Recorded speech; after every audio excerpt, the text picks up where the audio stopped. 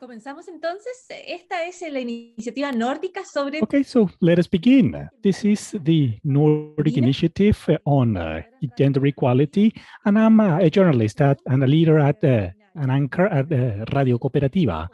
I want to welcome you all. We're here to talk about women in leadership positions and good concrete examples. We're going to have authors, we're going to have real experiences, companies that are working here in Chile.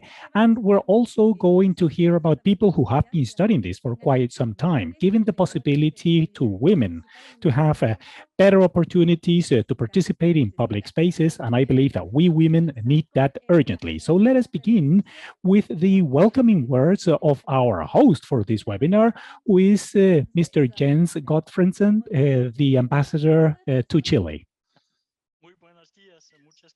Well, good morning. Thank you so much, Paula. I want to thank also everybody for participating today. Not so long ago, everybody participated when men used to say, we must have more women in boards, in politics. Today, that's no longer good enough. Now, we need to go from these well-intentioned words and translate that into action. This is the second of 4 webinars organized by the Nordic embassies in Chile in cooperation with Radio Cooperativa. And this time, we're going to focus on good examples that show us with a good and decided policy, any company, any organization, any party, any agency can have gender equality, both in working conditions and also at board and leadership positions. And it is great that Denmark is precisely leading this webinar because the last global report from the World Economic Forum on the gender gap, Denmark has gone from 6th to the 19th position, whereas the rest of the Nordic countries are among the 5 top ones. And we've gone down precisely because of the low number of women in managing positions. My ministry, the Ministry of Foreign Relations in Denmark, it's not exempt of suffering this, but we've been working with this challenge for quite some time. In the first equity plan from 2018 to 2021, it was focused on equity and hiring, recruiting, and getting 50% of women in these positions. And we were able to get there, thinking that that would immediately mean that in a few years, we were going to have equity at the ambassadors level. But we only moved up to 32% of women with ambassador roles. So what have we learned? That it is indispensable to have clear and transparent communication on what is needed in order to lead an embassy, being an ambassador, men or women. And we've learned that it is not enough to focus 100% in simply hiring more women. It is also very important to address the structural issues, the structural reasons that cause this imbalance between men and women. We've set a new plan for 2021 to 2025, and the goal is to integrate equity across the board in every single strategy and human resource policies in the ministry. Is trying to get rid of these biases, more balance at leadership positions, salary, equity. All of these elements are part of this action plan. But given time constraints, I only want to mention a few. Clearly communicating that it is evaluated when men take more prenatal leave, that both men and women can share equally in Denmark. When negotiating too, it is important to consider the postnatal leave, also making work time more flexible, guaranteeing that there are both gender candidates for important positions, also publishing the statistics of salaries in the internal network, communicating gender equality, having a follow-up on a yearly basis on behalf of leaders and employees with the possibility of adding new initiatives also.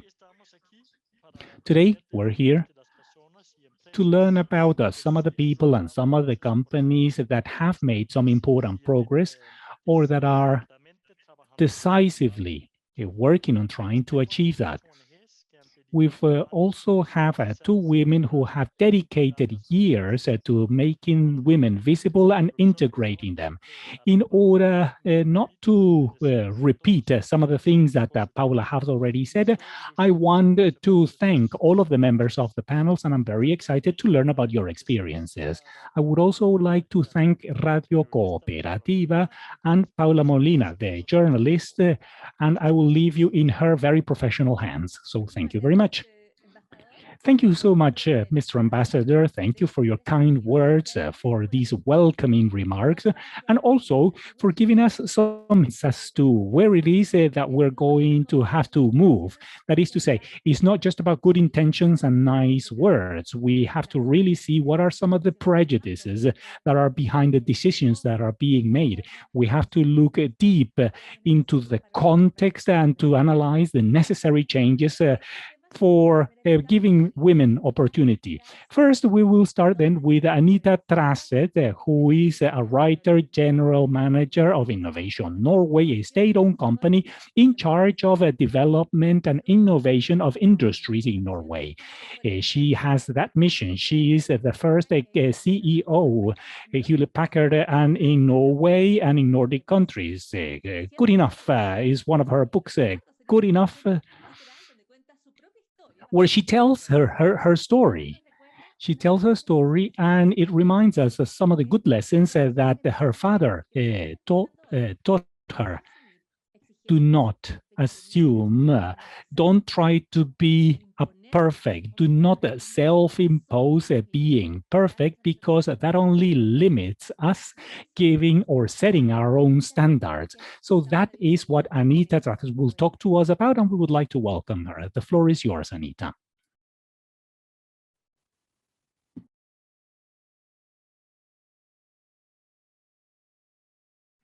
Anita, the floor is yours, and your microphone is silenced.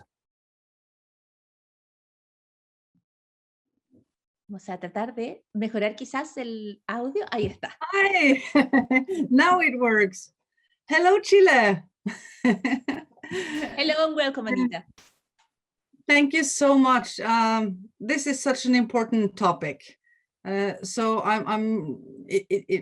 you might think that the Nordic countries are really good at this, and we are in some areas, but we still have a massive way to go, specifically in business environment. In politics, you will see a lot of female prime ministers, finance ministers in organizations, but you won't see many female CEOs or investors or entrepreneurs or owners. So my key point is that if we're going to have a balance, an economic balance in the world, it has to be divided in a different way than it is.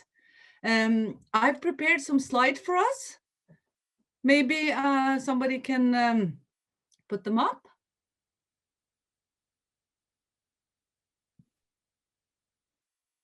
Okay, that would be great. Sería una muy buena idea. Tenemos las slides a mano. Yeah, I sent some slides to you. If Trine Dankelsen is there, so you could see some numbers.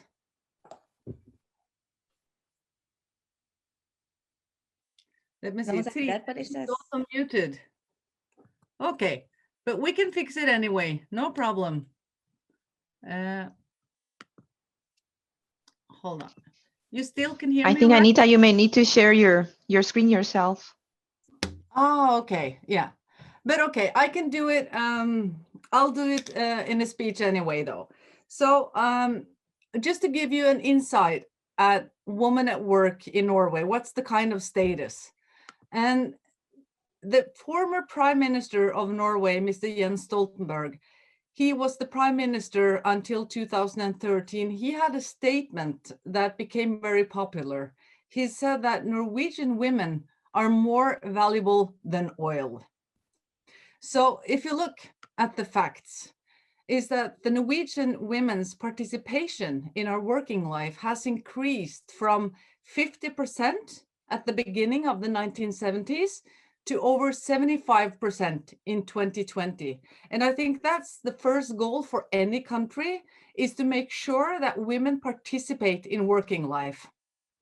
Secondly, in the Economist Glass Ceiling Index, measuring countries in which women have the greatest likelihood of being treated equally in the workforce, Norway was listed as number 2 in 2012.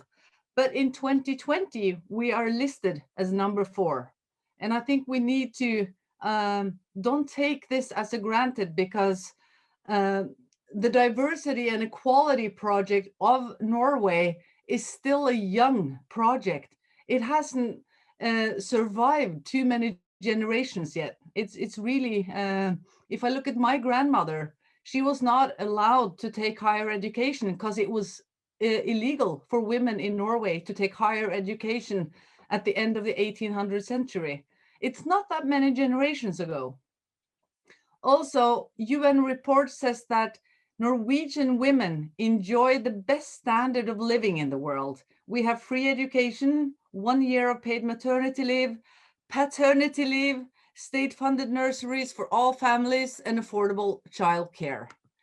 And in 2003, Norway introduced a legislation to force companies to appoint female directors.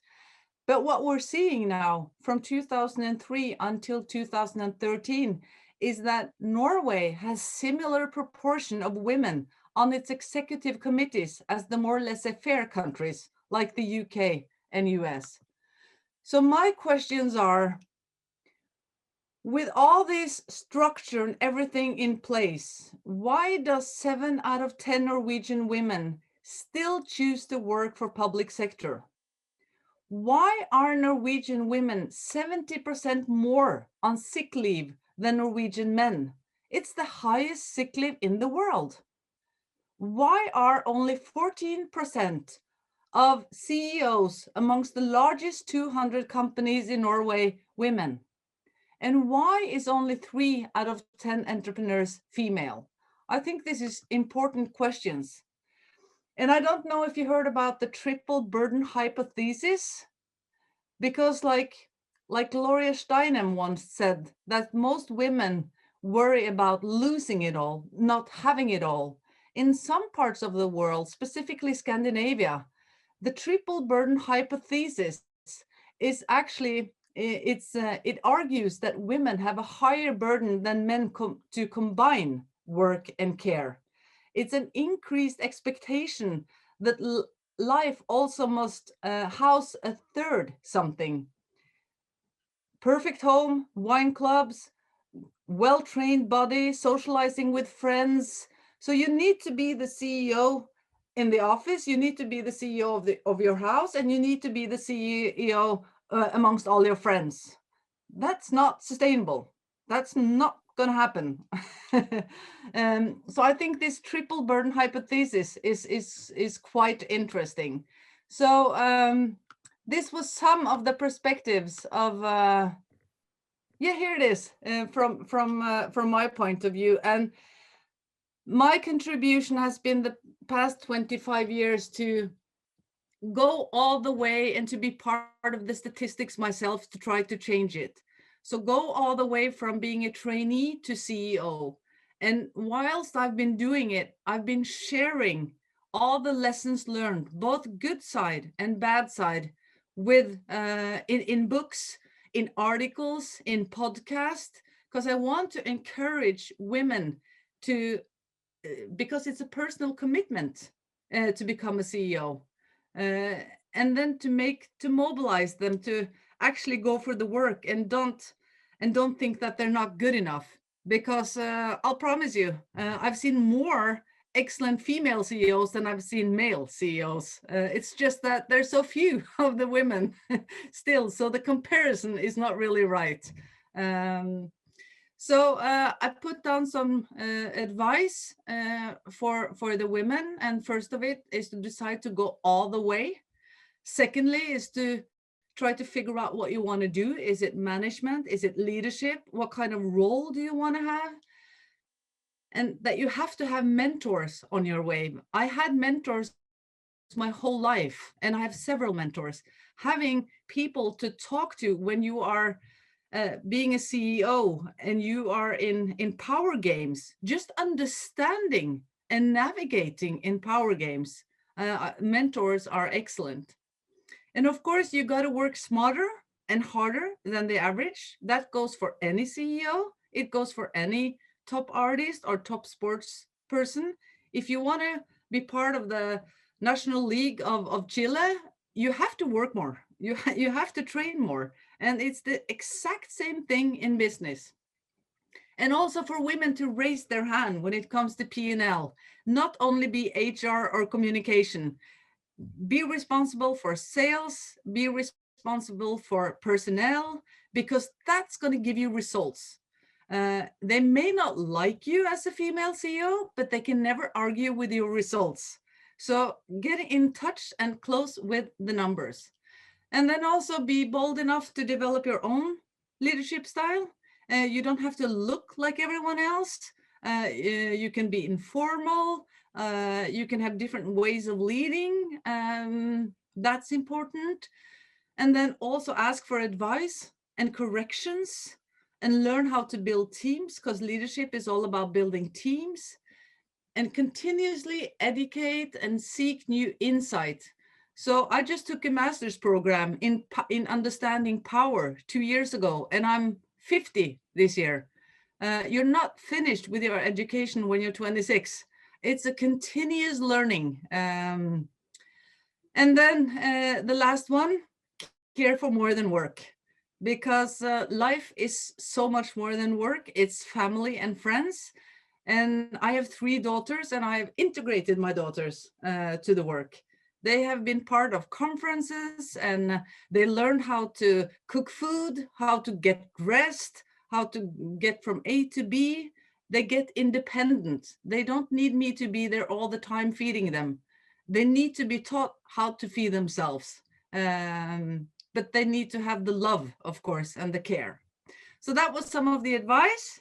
And I think the last one is, the last slide, is just an example. I've written 3 books where I've shared my experience as a female CEO, coming from a very average family in Norway with no intellectual background, not coming from a rich background, working my way up, and how to apply to your first job, how to lose a job.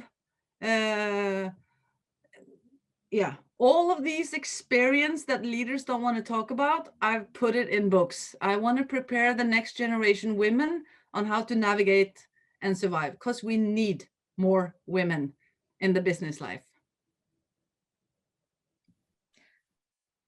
Muchísimas gracias a Anita por esta presentación y por Thank you so much, Anita, for this presentation. And I'm sure that there are going to be many questions that we will see after the next presentations. It's quite interesting when we hear about equality. We always talk about personal things. We always talk about psychological aspects, losing fear, not trying to be good enough.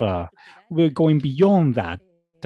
But also we talk about also some of the family care roles, independence, and the support that we need also for raising our children, so that we don't have this triple burden that Anita just mentioned, all of our aspects of our life.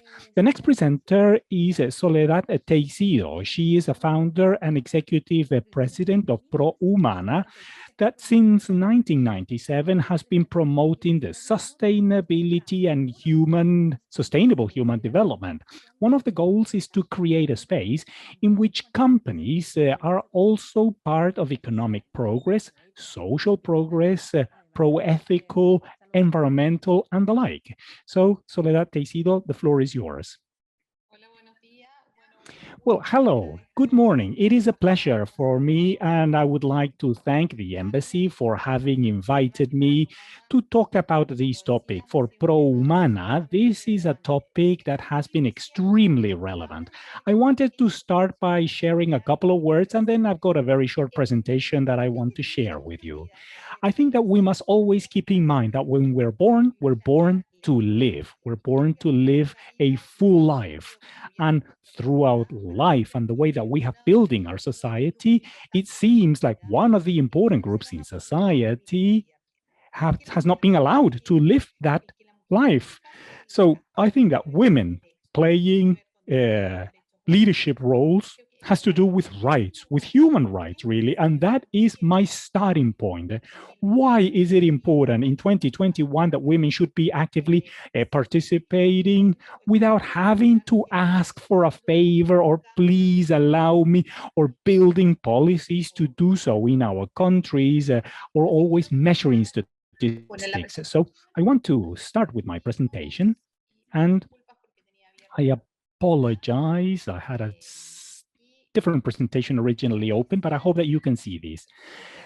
So, as I was saying, Pro Humana is an organization that has been working for 25 years on sustainability. But especially, I want to highlight that we have been working on sustainable human development. Why do I want to highlight this?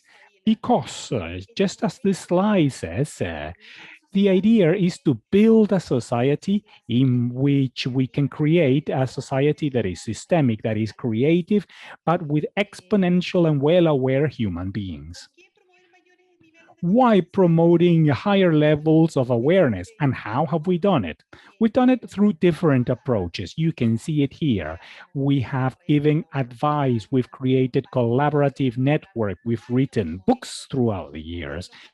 We've put together models also to measure progress, but as years go by, we've come to realize that the only way of making change is making cultural changes.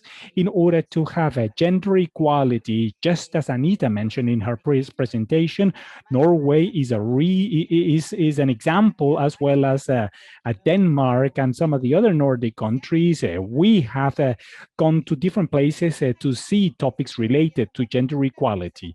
And what the Nordic countries have done is making a cultural change that goes together with public policies, with the NGOs, businesses, the academia. That is to say, in these countries, women take leadership in all of these environments. And that is precisely what we've been trying to do here.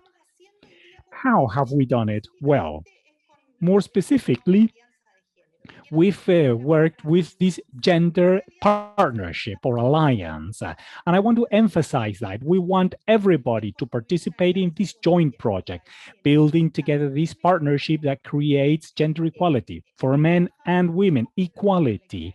We have to work for gender equality, and we have to raise the bar for women. But our observation is that men have also been lagging behind in a sense in their development as an individual. Society, one way or another, has imposed the stereotype of men and stereotype of women. And I think that we come here to develop ourselves as humans, not one or the other. And that is the most important thing. And that is part of our agenda. And that's why millennials have come here to shake the ground. They've come here to say, I want to have a life project. I want to make sense as a human being, not as a man, not as a woman, as a person. So that is the approach that we've been having, measuring progress of gender equality in a country and trying to see how it evolves. Here you can see some of the outcomes of this index that we work with in Pro Humana. For some years, we've been working on this, and we have seen that in politics, we've been making some progress. We've been working also with companies and establishing different policies. You can see here these scores. So for example, gender equity from 2018 to 2020. Boards also. Boards, we're talking about private companies because we have no policy regarding this, that women should or have to participate. And we can see an important increase above 10%. So policies and what we have seen, making the decision that we want to create a diverse society. And that's another concept. Diversity are all very important. And I know that I'm going very fast because I've only got 7 minutes. So if you want to learn more about what it is that we do, we're more than open to share that later on. So I was talking about a cultural change, but what is the base problem? This is one of the things that we have been working with, is the unconscious biases. These are horrible in the broadest sense of the word, because not only for gender equality, but for many other topics too, but in particular for gender equality, in every company, every organization, we should be aware of what these unconscious biases are that do not allow for women to move forward or to really have diversity in the institution, because many organizations not only have problems with women participation, but also the participation of others. And it is important to see what other unconscious biases do we have regarding men and the kind of work that they do. That is key, because if we do not have a clear idea of what it is that we expect or want from men, that the CEO should be a man, if that's not clear for us, then it's going to be difficult for us to have a woman in that position, and women are equally prepared. So some keys to promote participation, well, establishing a policy and strategy to address gender equality. This is not something that we decide on a monthly basis or on a daily basis. Also having the board and senior management involved 100% with these decisions of having women participation.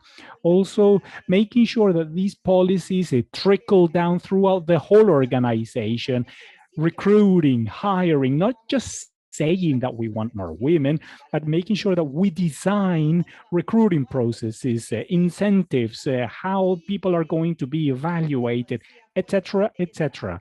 And also working on these unconscious biases. If we don't have a deep analysis and really unveiling what the internal culture is, what are the obstacles that we come across that do not allow us to have a more diverse organization, that we're not really going to be able to move forward.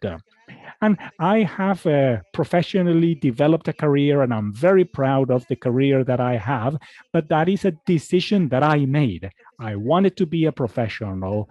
I wanted to make a change my country. That was a decision that I made in life. And yes, it has been difficult. It's not been easy, especially in Chile. This is a country that's lagging quite behind in terms of gender equality. But here we are. We're putting up this fight, not just for myself, but for many other women too.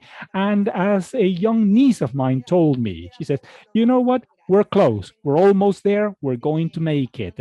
So I'm really hopeful that rather sooner than later, we're going to have a diverse world where women will be in an equal position to men. Thank you so very much. Thank you, Soledad. Thank you, not just for the presentation, really, but for giving your testimonial about your vocation and the decision that you have made to participate in public fora and public topics. I hear you, I hear Anita, and it looks like it's not just that women are driven by their spirits, but because everyone has access to the same opportunities. This is what we're after. It's not that we women need to be different or special. It's that the environment has to be such that we can all have access to the same exact options and alternatives, right? I was reading your slides, and it looks like we have the idea of sometimes not being the right person or the wrong person sometimes is what we think we are, but that's 99% of the times wrong, of course. Let's now hear from Matthew William Gilbert. He is the VP and GM at Novo Nordisk in Chile. It's a pharmaceutical company founded back in 1923, seated in Denmark with thousands of employees in 80 offices across the world. And let's hear about Matthew's experience in his presentation. Over to you, Matthew, please. Thank you. I would like to start sharing my screen right now.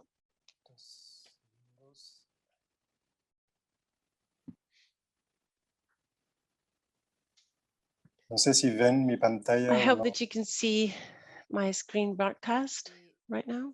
Yes.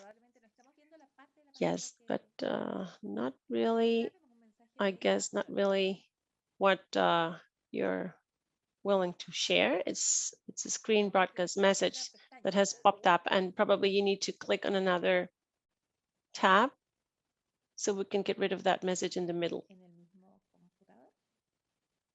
In your computer.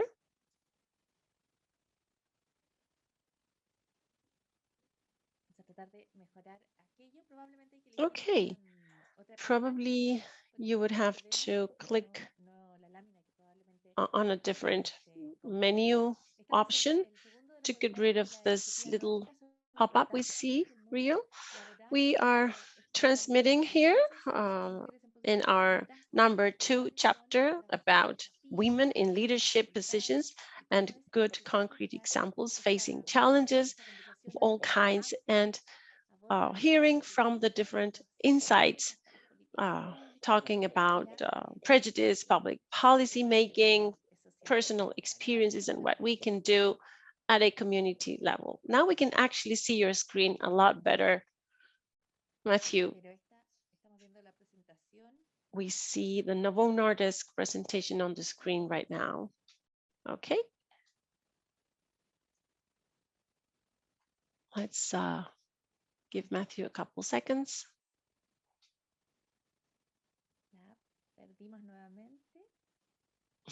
Okay.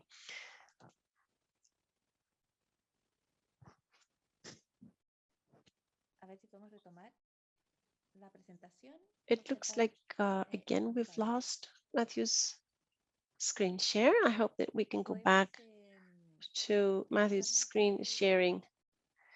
Looks like we have lost Matthew.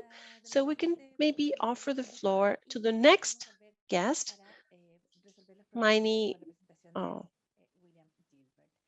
and then go back to Matthew. I'd like to now introduce Miney Chang. She is the president at Hay Mujeres Chile. It's a foundation which promotes the voices of women in the public arena, talk about their leadership and generate impact in the quality of the democracies. This is the very first expert platform in this field across Latin America.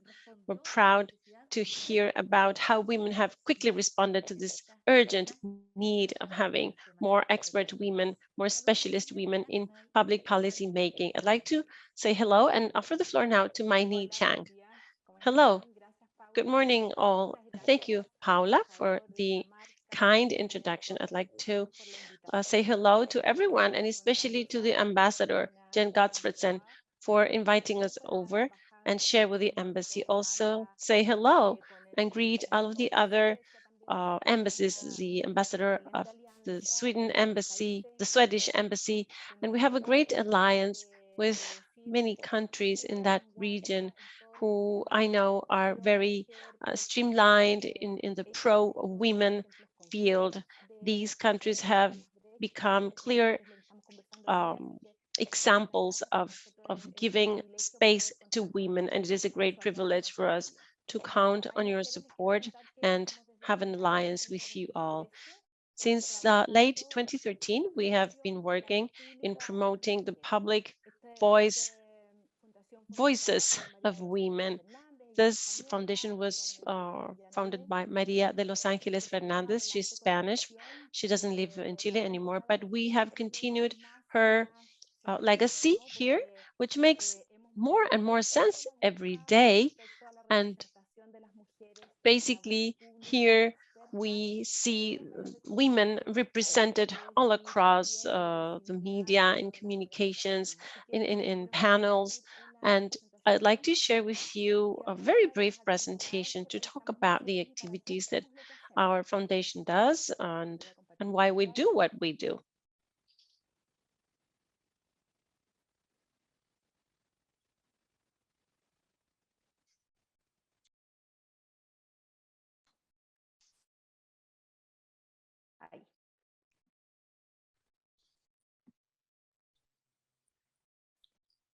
Bueno, la misión de Okay. The mission of I, mujeres, there are women, as it would be in English, promotes and amplifies the public speech of women. And it's not just about the personal brand of women, but it has to do with the quality of our democracies. Women as a whole and the space women are using in the public arena. In our mission, we have 6 main points that we believe have become more and more important and prominent every day, since this not just contributes to balancing out the differences of gender, but it also helps eliminating the obstacles, the hurdles in front of the freedom of expression and the digital rights of women. They also help to get closer to the feminine expertise in communication media and to all kinds of institutions developing public speech. They develop skills and competencies. It incorporates men also in the promotion of the public voice of women. We have been incorporating our fellow men, and we want to also drive reflection and debate across the new technologies and also AI, artificial intelligence, which in our opinion is so important nowadays, especially where we see technologies a lot more part of our daily work. More than ever, we are reaching out to the digital world, and everything that happens in real life is now reflected on the digital life. And we believe that women are so underrepresented as well in the screens, so to speak. So this is why we're so fond of AI and the digital world. And we really want to close those gaps there in the real life and as well on the screens in the digital life. So why are we doing this? Well, first of all, in this survey that we have done back in 2015, this is a survey that we run every 5 years. And last year, because of, well, the pandemic, it wasn't run. However, we did research around the information. So this year, 2021, we will be offering the results of this virtual survey, so to speak. Back in 2010 and 2015, there were no major changes really. All across the world, it was detected that only 24% of what is seen and heard and read in the press is being said by women. And there is an important segue here to this point, and we should mention it today. Those women who are making use of those social media or channels is important. We've talked to international foundations and other institutions which say something similar. Whenever women become visible and prominent and start using their public voices, they again immediately start receiving more work proposals and all kinds of offerings. And so there is definitely a bridge there between the women being out there in the communications media and participating more in all kinds of activities around the world. So we see also an inclusion of women in the labor market as a result of that. We have this web platform which has a database of over 100 experts all across, women experts in the different fields. It's not that sometimes people say women are not experts in this field, but we can say the opposite. Women are experts. We have women experts in all kinds of fields. So you can go to our database through the webpage and have access to this information, which is available for everyone to see. And since year 15, we have started including men through the ambassadors, the Hay Mujeres ambassadors, such as the Denmark ambassador, who is one of our Hay Mujeres. There are women ambassadors at the same time. So this figure of the ambassadors has been really prominent. We have so far 123, if I correctly remember, of these ambassadors who represent our foundation, and each one of them has done their own action to enable access of women to the public arena in different ways and in different fashions, different systems, with great contributions, all of them.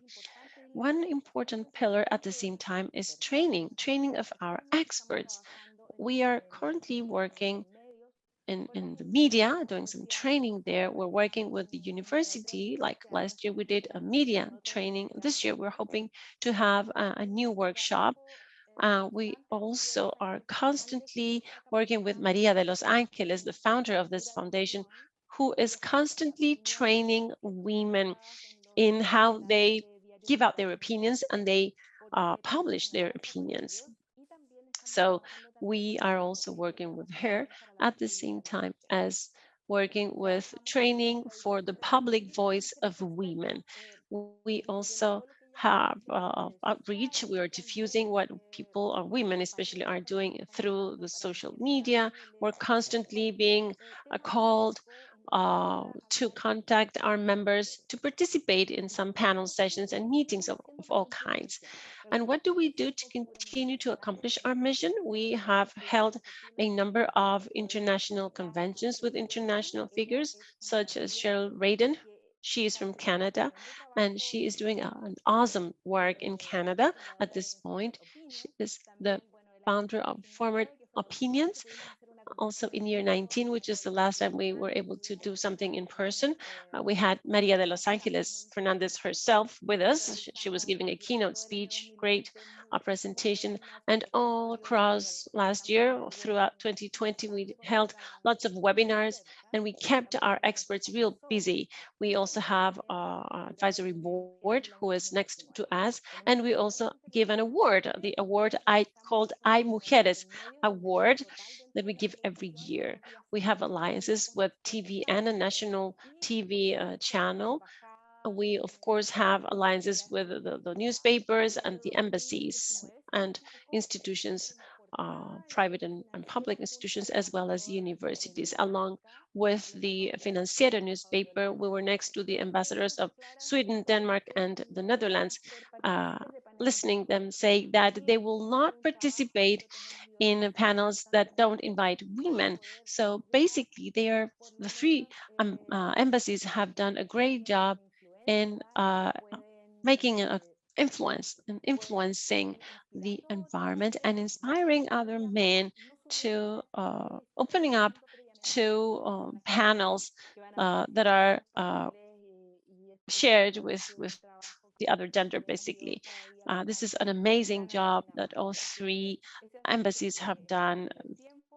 I think I'm running out of time already. I really thank you for listening and in representation of Hay Mujeres Foundation. Thank you so much, Maini, for that great speech. And what calls my attention basically is that you had to foster this through your foundation. You needed a foundation to give prominence to women with a simple word, a simple statement, which is Hay Mujeres, there are women. Hey, there are women here, right? So it's important to give that message out. Women are there to become leaders and CEOs, etc. I think, yes, the answer to that call would be yes, of course there are women, and the hashtag Panel de Hombres has already become an institution in Chile. It's really easy to spot out things that in the past seemed to be invisible. There were lots of events which were only organized and attended by men, and now women are present too. Thank you so much for your presentation. I believe that we can now hear Willem. Good morning, then. Yes, I apologize for that technical issue that I had. Okay, can you see my screen? I believe that you can. So thank you so much for the invitation for these Nordic webinars. As a company, as a Danish company in Chile, we're very happy to be able to participate, especially in this topic, which is very important for us. Just as a means of context, and those of you who've never learned about us before, Nordisk or Novo Nordisk is a leading company in the health sector, founded in 1923, and it has the headquarters in Denmark. Our purpose is to promote a change in order to overcome diabetes and other diseases like hemophilia and obesity. We expand access to our medications and to prevent and, in the last instance, to cure these diseases. Aside from our patients, we have a concern for our collaborators, which means that we have been the best pharmaceutical company to work in Latin America and in Chile, too. Great place to work. So how have we achieved this? Well, one of the factors is our strong Novo Nordisk way, the culture that we have, where we respect inclusion and diversity and respect from the entry point all the way to senior management. It is clear. We have a firm position on the value proposal of diversity, and we want to promote everyone to address these unconscious biases. Our goal is having equal opportunities regardless of gender, age, sexual orientation, race, religion. So regarding gender equality, this is translated into specific strategies to attract, develop, retain, create awareness, and train the organization. In terms of attracting talent, we have recruiting and screening processes that have been clearly defined, considering gender metrics, equal salary at the market level, as well as work on the unconscious biases. I apologize. We also base on a performance management where every employee has an individual and personal performance development plan with equity in order to address the best possible performance. The succession plans also consider the unconscious biases in the evaluation, which lead us into making the analysis of the different aspects, being particularly care so that we can pay attention to internal and external opportunities. In order to retain our staff, we have multiple benefits. Some of them try to achieve equality in public policies, like the ISAPRE bonus, which is $1 monthly for women, or for the extended parental leave for newborns or daycare. This is established by law in Chile, and it can be used during the first 6 months of the newborn. Lastly, we know that gender equality and fighting against these unconscious biases is something that we need to fight on a daily basis. So along these lines, we've been able to work on diversity, putting on the table difficult conversations, sometimes very uncomfortable conversations, making sure that we address this in different kinds of events. And all of this has been done based on our inclusion and diversity committee, having as a focus different pillars, and amongst those is gender equality. So this year, we're very happy to say that we've signed an agreement between the Ministry of Women and Gender Equality to join these gender parity initiatives. It's a public-private partnership promoted by the IDB and the World Economic Forum that have as a goal decreasing the gender gap and promoting the position of women and getting them to leadership positions. All of these has led us to the following results. A labor force composed 58% of women and 45% men. 45% of women in leadership positions, considering first line and mid-management. We also have 100% salary equity. In 2020, we had a score of 8.5 in our inclusion and diversity survey based on the perceptions of our collaborators when it comes to inclusion, diversity, and non-discrimination. We also have an inclusion and diversity committee. 7 collaborators are part of it. And this committee is made up of collaborators from all the different levels of the company, including myself, in order to make sure that it has a senior leadership support.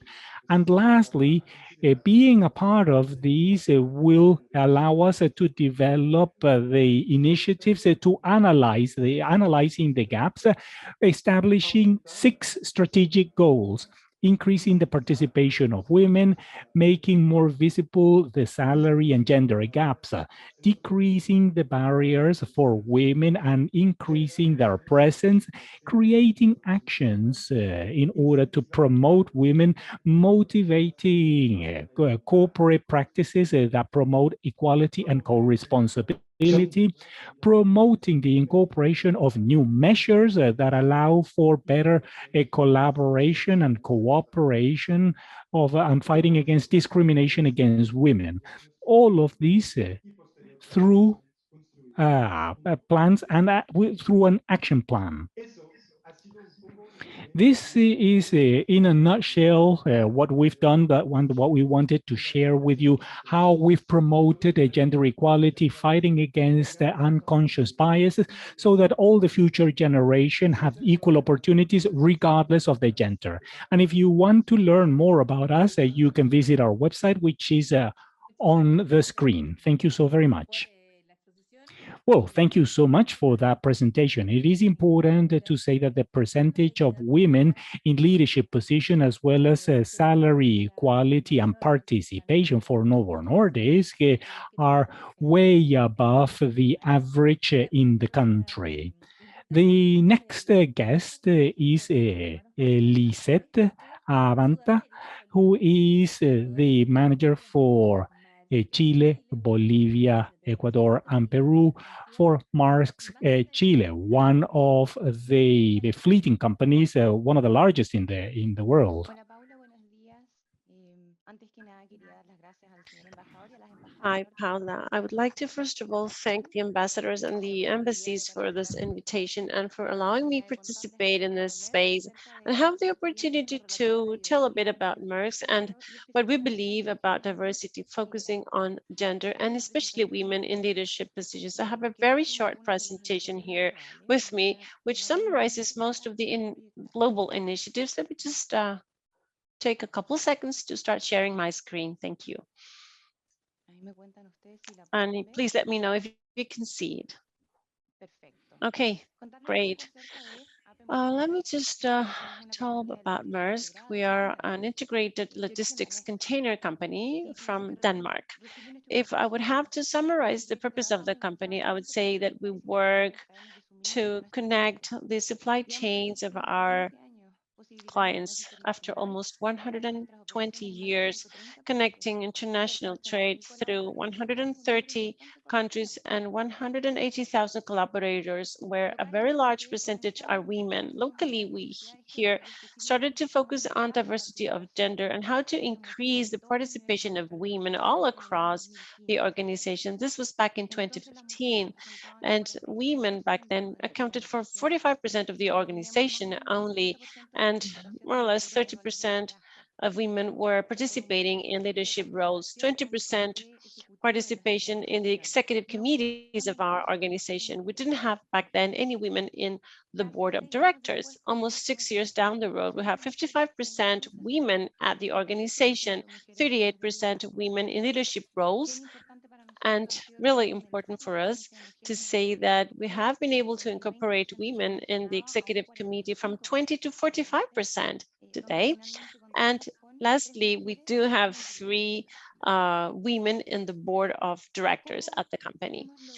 So how have we increased the presence of women in our organization, especially in leadership positions? I would say that our methodology is a combination of things, focusing a lot, and of course, supported by the corporate policies and local initiatives. Having corporate initiatives is something that really drives things further. It has helped our organization and has positively impacted these better numbers today. As Novo Nordisk said, the representative said, and Soledad said, of course, we need to have the right policies such as recruitment, compensations, and benefits. They are all based on objective criteria, and all of our processes today are competency-based, competencies for roles, basically. And those skills competencies are clearly defined in terms of number and the maturity level they require in each position.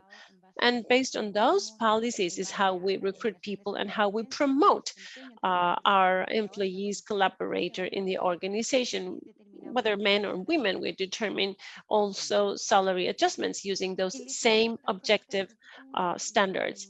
Having a structure, having a framework and an objective criterion to appoint or to raise the salaries or to develop talents in the organization, how to promote them across the company has allowed us to eliminate or shorten the salary gap for already 3 years, and we are still keeping our focus on the salary review process to try to always stay in the front line there.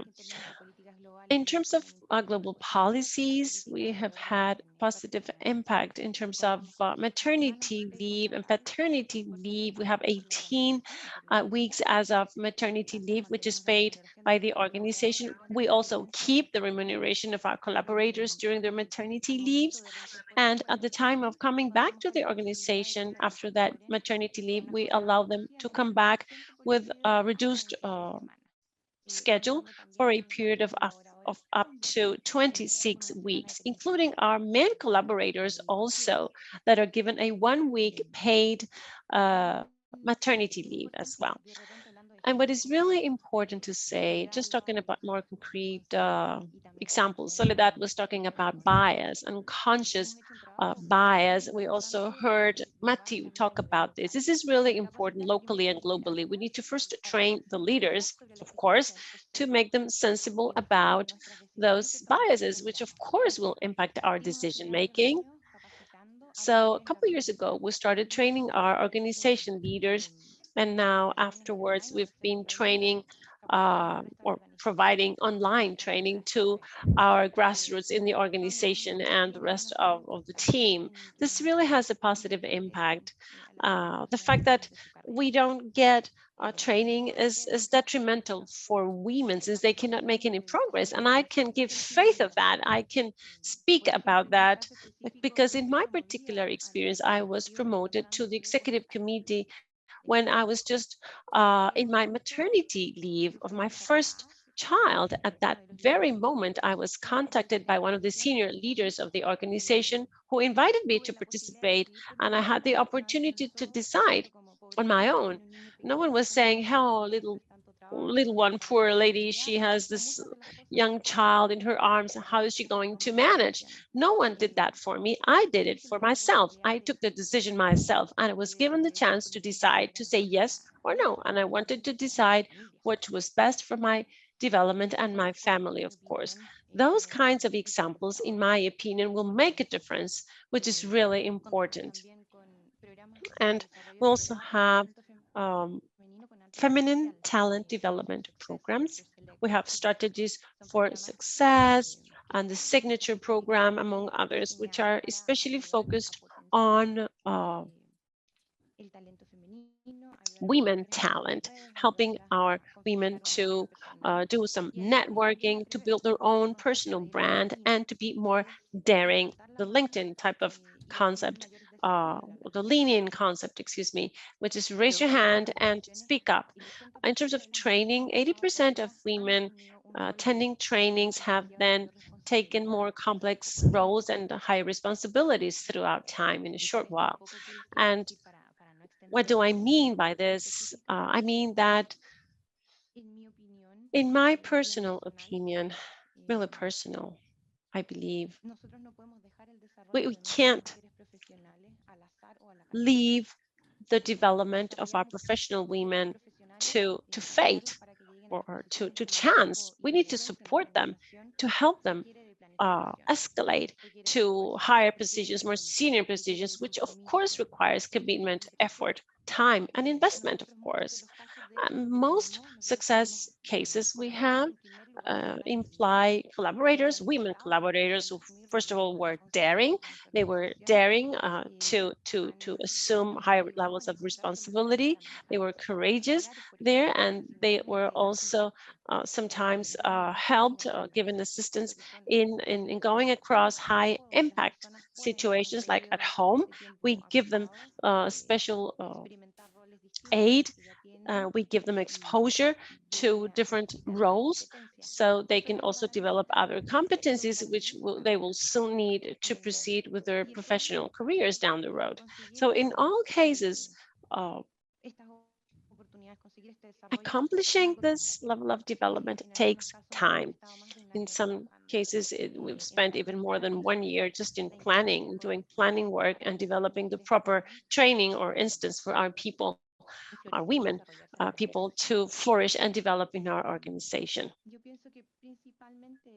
I believe that's mainly what I can share with you.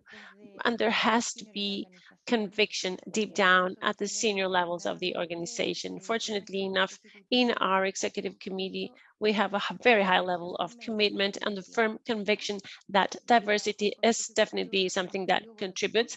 I am in an executive committee where there are 11 professionals, 6 different countries, different generations from millennials down to or up to baby boomers. And 5 of us are women at the executive committee. Our managing director, Francisco, he normally says, sometimes we take longer in our discussions because we have pretty different perspectives as women, I mean. But in the end, we make better decisions because of the high level of diversity, different thoughts, and the possibility of freely expressing in an environment where there is respect for our opinion, not because of us being women or because of our sexual orientation or religion or creed or anything, but just because of who we are and how we contribute to the organization. Of course, there's, as someone said, a massive way to go. And the fact of being able to incorporating more women to the organization, we want to keep moving forward in that direction. But of course, we have nice success stories, such as 2 site managers who were just hired. They are site managers who are women. And having these opportunities like today's, where we can exchange and hear from other organizations, are fundamental to keep moving the needle up. Thank you. Thank you so much. Thank you very much, Lisette, not only for your testimonial, but also I think your son or your daughter was right behind you, and this is something that happens to us in this pandemic. But that is precisely. I was asking myself, is that the child that you had when you said that you got promoted? That was him. Yes, that's right. That's my older son. Yes, he's 11. That's right. Yeah, he's as old as your professional career is. But that's great because the message is that you've assumed that responsibility and you had the possibility of making your own decision. So I think that these are part of the prejudices. Right at the beginning, they were saying, why offer this to her? Maybe it's going to be very difficult for her. Well, we can decide which are the challenges that we can take. So, and I think that is a wonderful story. We have time for some questions. In fact, I wanted to start with Anita. Anita, when you talked about this triple burden, this whole idea of being perfect in order to start undertaking decisions, that sometimes from the masculine point of view, they just take it for granted. You know, didn't you want to be so perfectly prepared in order to undertake responsibility? And yes, we have to be prepared, but it seems like we almost don't have a right to take those responsibilities on. How do you change that? You talked about your father also. How can we change this in education so that girls can hear that they are able to be who they dream and who they want to be? Where do we really have to make that change? Where do we have to start in order to convey the message? I think even though the Nordic countries have worked a long way with changing the culture is not changed yet. I think it will take generations to change deep-rooted expectations for gender. And this is not only about female entering a male stage, it's also about male entering female stages. I think that's really important. For example, in Norway, there are very few men who want to become nurses. And what they say, the few men who want to become nurses, they're also being treated differently or also discriminated by a way, because they're different from the women. They hear, for example, oh, so you chose this path because you want to have a simple way up to a leadership role in the health industry, or you got to be gay. You know, why do you want to be a nurse? So I think we should be very pragmatic on understanding that it takes generations to change culture. I still struggle with feelings like, for example, the expectations for me to also be very participating in my house with my children is expectations that the society is still in the society, even though men has never put them those expectations on themselves. If you want to become the CEO of any large company, we take for granted that you cannot be 100% active in your house because when you travel, you have to travel. You can't be there to pick up children in school. So it's more, I feel still it's in Norway, it's still, I get a lot of questions from young women who says, you know, I feel they get tired because they wanna jiggle both of the roles. They think they can do both. Why should women put these expectations on themselves when men has never done that? So I think we should just learn from men and do the same. And I think it's also a family decision. So just to give you an example, when I became the CEO of Innovation Norway, which is a company with offices in 30 different countries, I sat one Sunday together with my 3 daughters and my husband, and I said, so now I'm going to enter a new job. Can I get permission from you to do no homework for a whole year? And my daughter was like, what does that mean? It means that you have to wake up yourself in the morning. You have to learn how to make your lunch. You have to do a lot of the logistics yourself. And then my husband said, yes, 1 year is okay. Because then prepare it, you know, being a leader is a family decision. It's not an ego thing, because if you want to have a family and children, you have to make the decision, I think, together with the family. And I promise you, it was so much easier when I was traveling 200 days a year, not being worried that my family, that I didn't build those expectations. At the same time, I never heard about a man who did the same, who asked permission from the wife or the family to go and bring on a CEO role, and that's going to mean he's going to be travel, he's going to be away. I don't know why I asked that question, but I feel having a role like this, it includes the whole family. And this is also how you can teach your children that everything's possible for any gender. And I really like the comment of is it Soledad that this is a human rights issue, you know, but a human rights issue is also about understanding that you're part of a family, that you're part of a community, that there are expectations, and that you also should switch roles sometimes. So I got 1 year, no housework. I could completely focus on my new job. And then after that year, I was back again, doing my share, because I like to do my share, of course. So that was one way of doing it. But I think we need role models. I think we need, there's not one way of doing this. There's many ways of doing it. And I think each family has to figure out how to do it themselves. And remember, there's a lot of people who doesn't have family either, or have separated families. So the playbook of how you want to do this, the answer lays within yourself. And having different role models solving it in different ways, I think is really important. All research shows that having role models, concrete examples, will motivate people to be that change themselves. So that I believe in that, though. And also being honest about, it's not easy, but it's it's different ways to solve it. Ciertamente, Anita, y cuando tú hablas de... Yes, undoubtedly.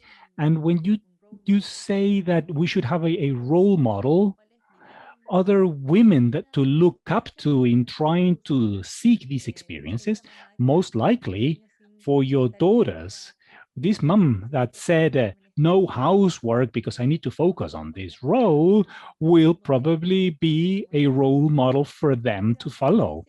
So, Anita, you also said that this is a change that's going to take decades.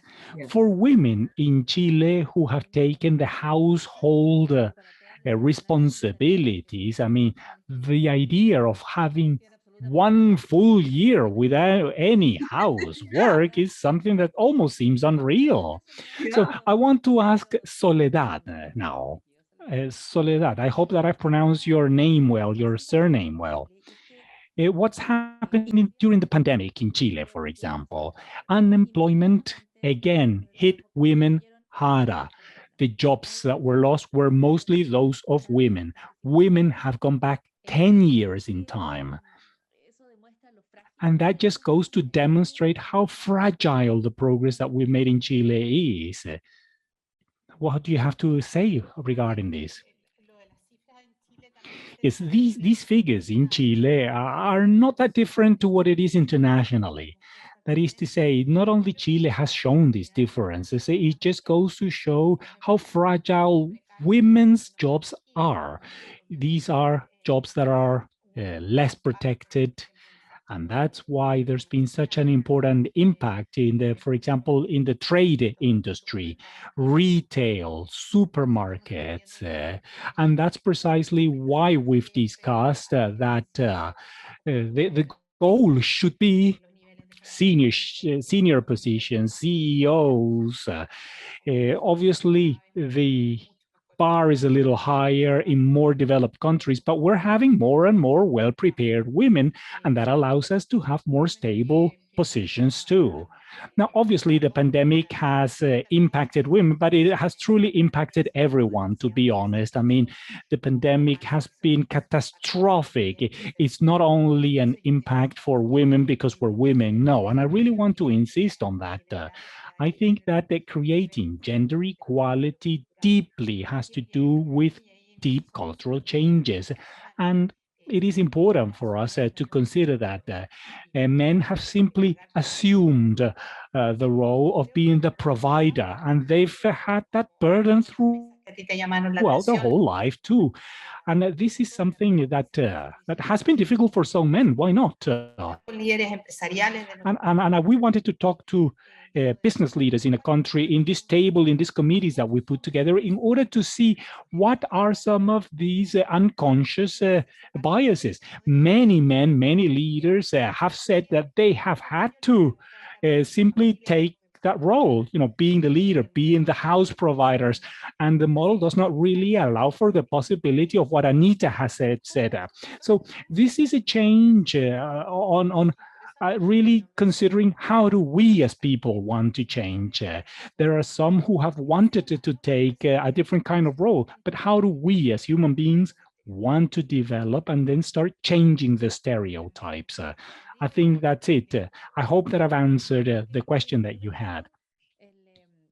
Yes, and actually you said something that's very valuable there. The current status of things does affect women, but it does affect men too. It affects everybody.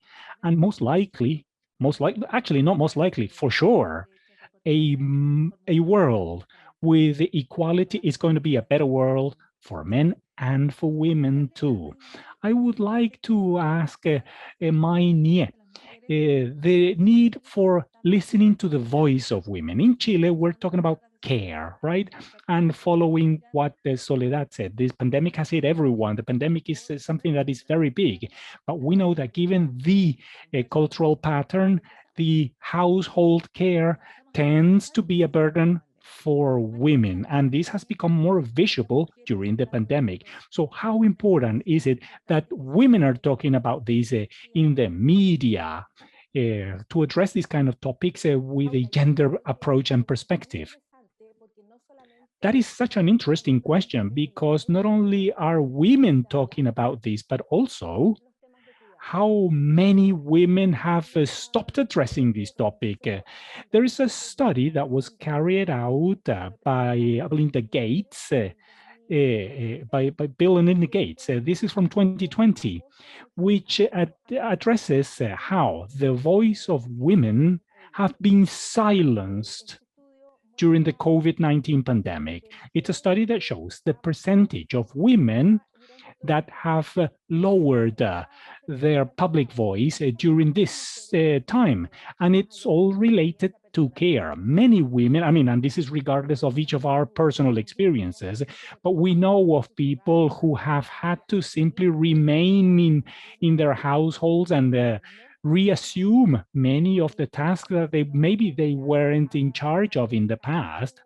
And there's this whole scaling up because women not only have left the paid job, they've left the public space, they've no longer had time to write and to talk in spaces like this one that we're in today.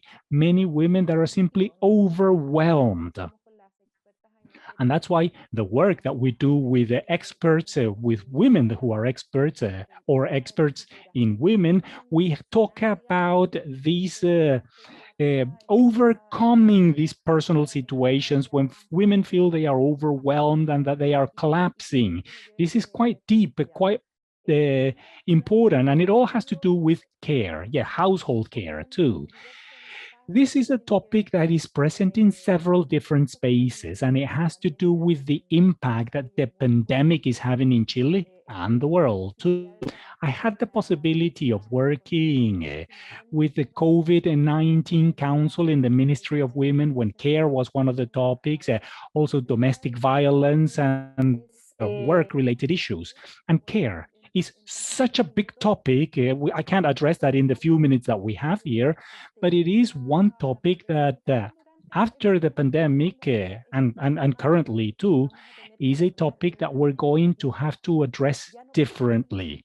We can no longer try to solve problems with the same formula that we used in the past, because we're not going to get anywhere, or we're going to continue on a vicious circle, just like Anita also said, and the rest of the world says, it's going to take us years, decades, hundreds of years if we keep on doing the same thing. So it's very important that we stop doing the same things, that we can start innovating whatever area it is that we're working from to really start creating the inclusion of women so that we can really start solving this whole care topic. Because when we talk about, for example, work insertion, if we don't solve the household care, personal care, we're never going to give space for women to join the employment world. Well, thank you so much, Maini.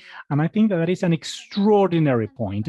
How many women have stopped expressing themselves, voicing their needs, precisely because of this burden. Anita, did you want to say something? You've had your hand raised. Yeah, I just wanted to really comment on Maini's points, because it's so important. Because the kind of infrastructure to have that fixed before you can get the equality. But I also want to mention that even though in Norway, you know, where the household, the kindergarten is really cheap for everyone. We have paternity leave, you know, all the societal structures are being placed by laws and anything. What takes time? It's the culture, it's what's in our head, you know, it's our expectations. So even though it's allowed to do it, still there's a lot of people who make the same choices. Like I said in the beginning, how come when the women in Norway beats men academically in school, but when they come into working life, they still choose traditional? Why do they choose traditional? It's not like the opportunity is not there, you know? So that's why I believe in the research that it's the sum of what all of us choose to do specifically with our own lives. It's the choices we make in our own house that's going to accelerate the culture that needs to be changed. So my little daughter, when she was 3 years old, this is just a short story, but when I was elected the managing director of Hewlett Packard Norway, I said to Milla, her name is Milla, in the morning I was rushing her into kindergarten, and I said, Mommy needs to hurry up because I'm going to meet my boss, Hans. And then she stopped and she said, Mama, can boys be bosses? And I was like, she never, you know, she only saw her mom as a boss. So, you know, it already made a change in her. I was like, of course, boy can be bosses. Everyone can be bosses. It's a personal choice. So I think I so agree with the ambassador. There's a lot of talk about how important it is. If we want to change it, power people needs to put measure on it. Even though it's hard to document, you got to have a goal on it. And each one of us needs to make personal decisions where we put our heads forward and we actually do it. It's the sum of that that's going to change, I think. It was so important what you said, Malia, about the household and everything needs to be fixed, you know. Probablemente una combinación y yes, most likely it's like a combination, because Anita's example has to do with a society where cultural change is a little bit ahead of ours, but we also need that personal change. In the Chilean reality, where the sharing of the household chores are totally unbalanced. We don't have the full and necessary support, always very, very little, especially with, I don't know, kindergarten you were saying, or daycare. It's all difficult. All of these are elements within the equation. I want to ask William Gilbert, leading a Nordic country. What can you tell us? And I know that it can be complicated, but what can you tell us regarding the cultural shock when you come to a world, a culture like Chile, masculine, women in boards are a minority. And sure, we've made some progress, very slowly, some names now, but it seems to go very slow. So is there a cultural shock there? What can you tell us? Actually, it's a very good question. And I'm originally French, so we've also got some issues there. And I lived for some years in Algeria and in Brazil. So when I got to Chile, so 4 years ago, I already had been through an experience of countries that have these kind of issues. So it wasn't such a big shock for me coming to Chile, but it's clear that there's a shock also as a leader, that is to say, wanting to apply processes, wanting to apply rules like the ones in Denmark, in countries in Chile. Now, I'm lucky because I already had a team, especially in HR, that had already started changing things. So it was more like picking up on some things that had already been done. But we, one of the recruiting processes, for example, means that within the screening the process, we already start considering these. That is to say, not only considering only women or only men, having equality. And this is something that in time has been fully restructured.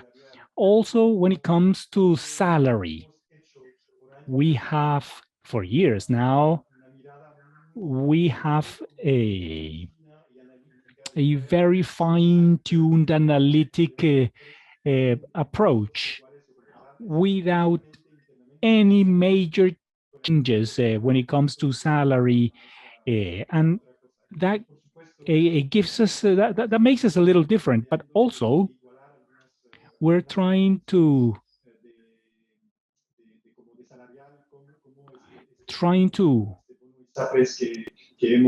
we're trying to make up for some of the salary differences. For example, that health insurance bonus that I mentioned during my presentation. So there are different ways of us to approach these, and we've been able to grow. We've been able to build starting from that. But it is clear that that's not all. In some of the roles, for example, sales, and there's a parallel there with what with Maersk operations. For example, when I got here, there were very few women in the operations area, but we've been able to develop these. We've been able to change, or to start changing at least, the mindset so that we can start developing leaders from the bottom up. Yes, well, thank you. Thank you so much for that answer. Just one last question for Lisette. She shared part of her professional development, and I wanted to put this in the context of Chile. How different is that professional development that you've had? Do you see any differences with other generations, whether they be peers or previous generations, like your mother's generations? You've been able to move forward without maternity being a hurdle or a condition, like what happens to many women. Yo pienso que desafortunadamente Yes, I think that unfortunately, yes, it is very different to other women. I think about previous generations. In fact, my mother, she just dedicated her life to raising us. Her priority was being close to her children, and she did not develop her professional career after she gave birth. And we are like a transition generation, like the turning point. we are the first generation where we've had to deal with lots of internal conflicts regarding these expectations that we have, being a mother, being a wife, being a daughter, being a professional, being a friend, all of these multiple roles that we play. And it seems like you're never good enough for all of that. And I think that younger in my professional career, I felt that there was high demands, high expectations of me. But I think that thankfully, gratefully, I have a tremendous supporting network. It's not just what organizations can do, but also families. In my house, we talk about co-responsibility. My husband does not help me in the household chores. No, we are a team and we manage the needs of our family, the needs of our own professional developments together. So I think that from that point of view, for me, it has been easier, sure, to be able to develop a career.